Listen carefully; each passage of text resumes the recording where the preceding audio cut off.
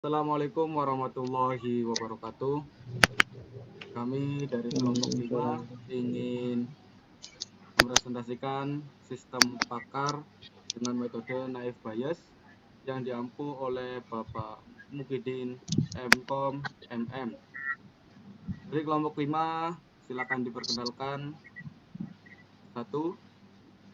Ahmad Ru'yatullah, kemudian yang kedua Muhammad Iqbal, dan yang ketiga adalah Didi.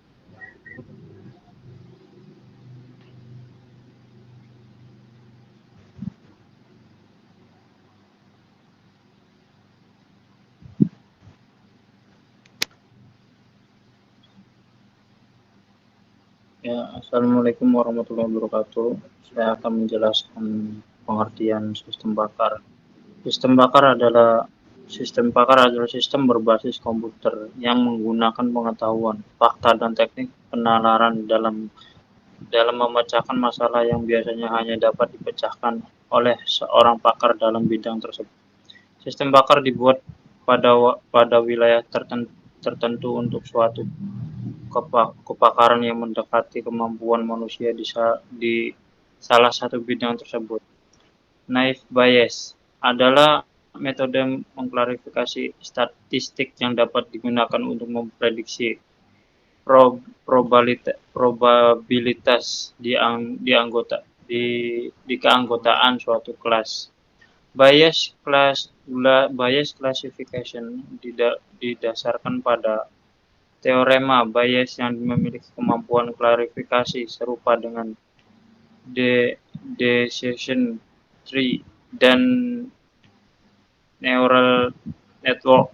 Bayes clarification terbukti memiliki akurasi dan kecepatan yang tinggi saat diaplikasikan ke dalam database dengan data yang besar. Oke, kita lanjut. Kelebihan utama dari naive Bayes adalah model yang sederhana namun dapat bersaing dengan model algoritma lainnya. Implementasinya pun tidak terlalu rumit, cocok untuk pengevaluasi probabilitas bersyarat.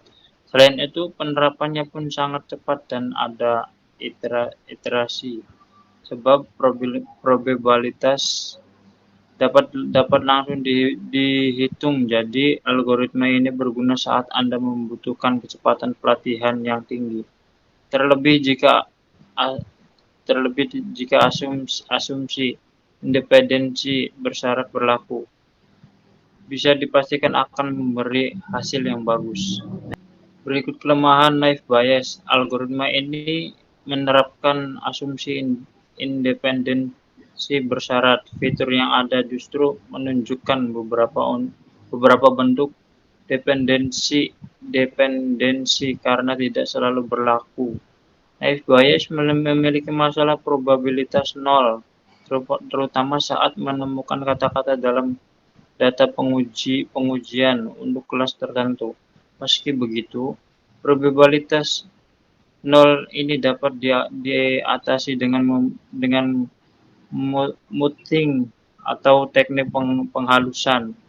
Tambahkan faktor penghalusan pada pembilang dan penyebut setiap probabilitas untuk menghindari munculnya nilai nol. Berikutnya, kelemahan naive Bayes. Algoritma ini juga dikenal sebagai estimator yang buruk. Jadi Anda tidak bisa menganggap hasil probabilitas prediction terlalu serius, sebab semua fitur yang ada diasumsikan sebagai fitur independen. Namun, dalam situasi nyata, rangkaian fitur independen ini sulit ditemukan. Ya, kepada Muhammad Iqbal dipersilakan. Saya akan melanjutkan presentasinya teorema Bayes. Bentuk teorema Bayes menangani 3 representasi penanganan ketidakpastian. Yang pertama, teorema Bayes untuk menangani evidence tunggal E dan hipotesis tunggal H yang dinotasikan sebagai berikut. PHE sama dengan PEH dikali PH, lalu dibagi dengan PE, di mana PHE merupakan probabilitas hipotesis H terjadi jika evidence E terjadi. Lalu PEH yaitu probabilitas munculnya evidence E jika hipotesis H terjadi. PH yaitu probabilitas hipotesis H tanpa memandang evidence apapun. Dan PE yaitu probabilitas evidence E tanpa memandang apapun. Contohnya, contoh soal jika diketahui P demam sama dengan 0,4, P muntah sama dengan 0,3, P demam muntah sama dengan 0,75.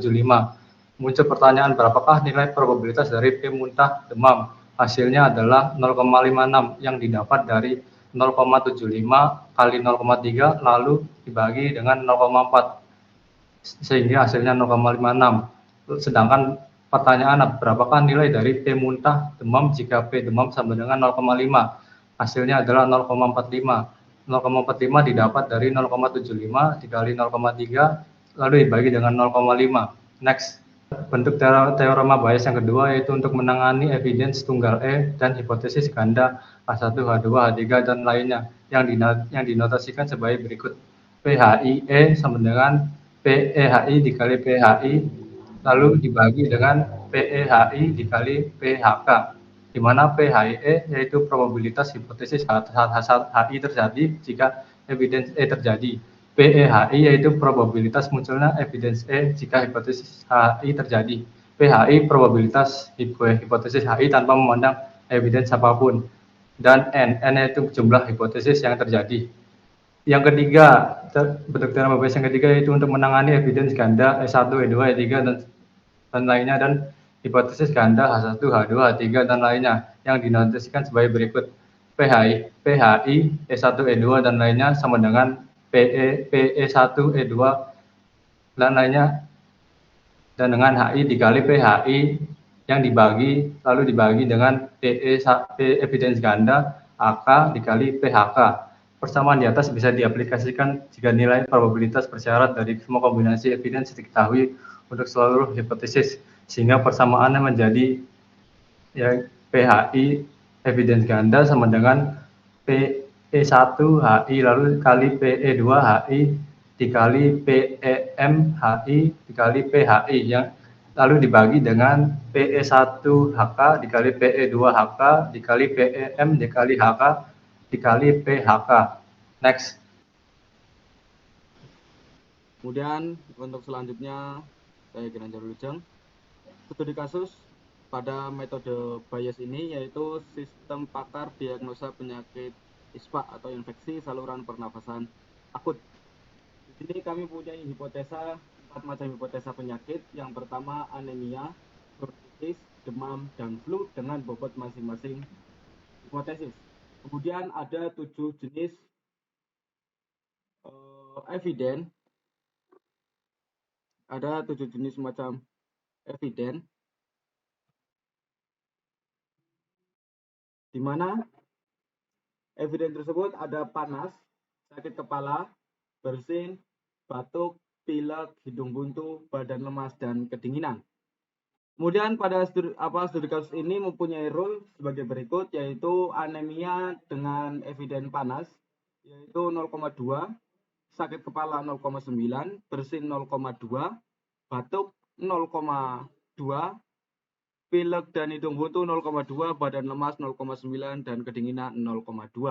Kemudian pada bronkitis, eviden panas mempunyai bobot 0,7, sakit kepala 0,1, bersin 0,7, batuk 0,9, pilek dan hidung buntu 0,3, badan lemas 0,3, dan kedinginan 0,2.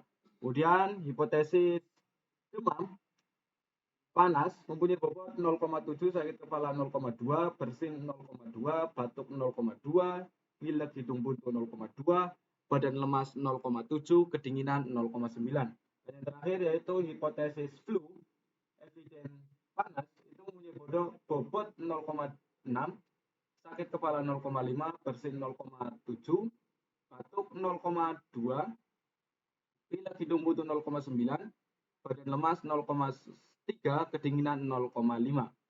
Nah, di sini pasien sebagai contoh kita mengambil eviden yang dipilih yaitu atau gejala yang dipilih adalah 1, 2, 3, dan 4, yang mana 1, 2, 3, dan 5 itu adalah panas, sakit kepala, bersin, pilek, dan hidung buntu. Kemudian selanjutnya kita lakukanlah perhitungan di sini.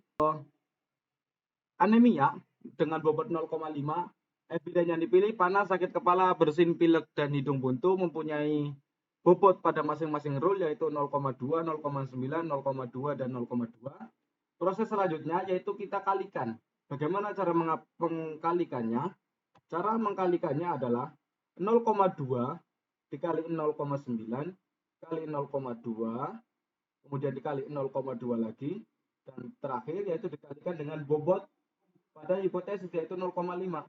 Nah, maka muncullah 0,003600. Kemudian hipotesis bronkitis dengan bobot 0,6 dihitung pula 0,7 dikali 0,1, 0,7 kali 0,3 dikali 0,6. Muncul nilai dengan hasil 0,008820. Kemudian demam sama juga dikalikan lagi 0,7 kali 0,2 kali 0,2 dikali 0,2 dikali 0,6 menghasilkan 0,003360. Kemudian flu 0,7 dikali 0,6, 0,5, 0,7, 0,9 dikali 0,7 mempunyai hasil 0,132300. Nah, dari semua hasil perkalian tadi yang ini kita jumlahkan, maka mendapatkan hasil 0,148080. Nah, dari hasil 0,148080 tersebut, pada masing-masing hasil perkalian kita bagikan dengan nilai yang tadi, yaitu 0,03600 dibagi dengan 0,18080, maka menghasilkan nilai 0,024311. Kemudian 0,08820 dibagi 0,148080 menghasilkan nilai 0,059562. Begitupun selanjutnya sampai yang penyakit flu yaitu 0,132300 dibagi 0,148080 menghasilkan nilai 0,893436. Nah, dari semua result yang kita hasilkan, kita lakukan perankingan. Mana yang paling besar? Berarti itu adalah penyakit yang berhasil didiagnosa. Nah, if the result is flu with result value yaitu 0,893436. Yang mana hasil ini ada pada barisan penyakit flu. Berarti si pasien tadi mengidap penyakit flu berdasarkan gejala-gejala yang dipilih oleh pasien. Dan ini adalah tampilan aplikasinya yang telah dibuat. Ini setelah diisi, pasien 1 laki-laki 25 tahun, alamat rumah. Nah, gejala yang dialami adalah 1, 2, dan 5. Ya berarti yang dipilih adalah 1, 2, 3, dan 5 di situ. Kemudian selanjutnya, nah di sini dilakukanlah perhitungan. Perhitungannya bagaimana? Nah, gejala yang dialami yaitu yang dipilih tadi 1, 2, 3, dan 5. Kita langsung ke step selanjutnya yaitu perhitungan.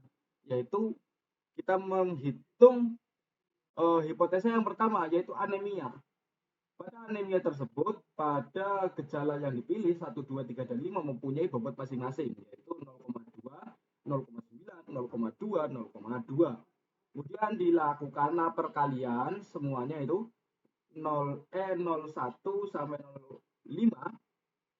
Lakukan perkalian, kemudian dikalikan dengan bobot tadi. Hasil perkalian yang ini 0,07200 dikalikan dengan bobot populasi penyakit yaitu 0,5 menghasilkan 0,03600. Begitupun selanjutnya sampai yang ke 5 atau penyakit yang keempat. Nah, menghasilkan yang terakhir yaitu 0,132300. Dari semua hasil ini 1, 2, 3, dan 5 dijumlahkan mendapatkanlah pembagi 0,148080. Nah, dari hasil perhitungan tadi dibagi pada masing-masing hasil hipotesanya yaitu dibagi dengan pembagi tersebut yaitu H1 0,003600 dibagi 148080 menghasilkan nilai sebut pada berikut sampai H4 yaitu 0,132.300 dibagi 0,148080 menghasilkan nilai 0,893436. Step 6, kesimpulan. Kesimpulan yang diambil paling besar yaitu maks H01 sampai Hn dengan kode penyakit H4 sama dengan 0,893436. Berarti pasien tersebut mengidap penyakit flu. Pasien positif menderita penyakit flu dengan nilai probabilitas 0,893436.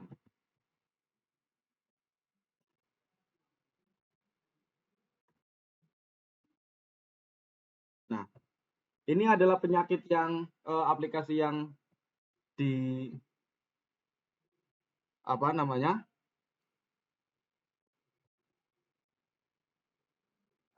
yang dibuat. Di sini kita pertama contoh saja konsultasi seperti tadi, pasien 2 laki-laki umur 90 tahun, alamat, kemudian kita pilih 1, 2, 3, dan 4, 1, 2, 3, dan 5. Nah, kemudian diagnosa. Nah, ini di sini menghasilkan nah ini nih yang harus kita ambil kesimpulannya di sini. Nah, berarti pasien tadi mengidap penyakit flu dengan nilai probabilitas 0,893436. Sudah selesai? Berikut tadi presentasi yang telah kami sampaikan dari kelompok 5 mengenai metode sistem pakar Naive Bayes dengan studi kasus penyakit ISPA atau infeksi saluran pernapasan akut. Kurang lebihnya kami ucapkan terima kasih dan mohon maaf.